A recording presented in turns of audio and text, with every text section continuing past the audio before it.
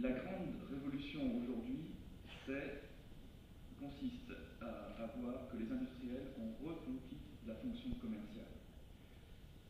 Dans les années 70, la distribution a joué d'un poids exceptionnel dans la négociation, dans la diffusion des produits, dans la mise en place des linéaires, dans la diffusion des produits nouveaux.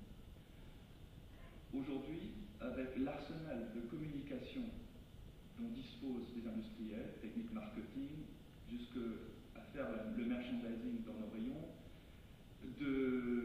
des techniques de publicité, les alliances dont ils disposent font que les industriels ont reconquis la fonction commerciale. Et la distribution doit réfléchir à cela. C'est-à-dire que nous sommes devenus des vendeurs de produits prévendus. La moitié de ce que je vends est déjà de fabrication ou de promotion multinationale.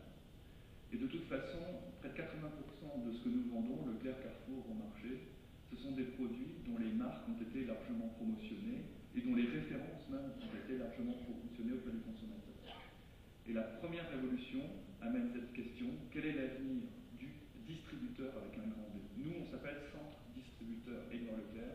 Est-ce qu'il y a encore un avenir à rester des distributeurs? Je crois que non. Je crois que ce qui va être important dans Centre Distributeur Édouard Leclerc, ça va être le E Leclerc et pas Centre Distributeur. D'abord parce que nous le devenons tous. J'ai vu même que Félix Potin sortait des centres distributeurs Félix Potin, ce qui a quand même fait beaucoup rire la profession. Parce que ce serait Carrefour, Auchan, d'accord, ou Intermarché.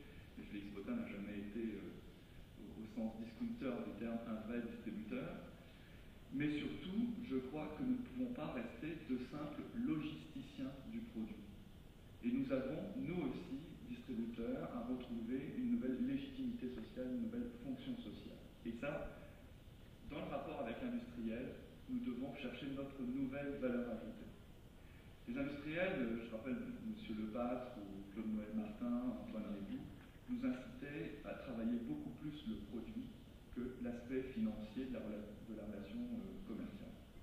Je crois que le produit, tout le monde s'y intéresse, mais c'est d'abord, avant tout, l'industriel qui est le garant de la qualité du produit par de sa promotion. Ce que nous pouvons faire, nous, c'est une mise en scène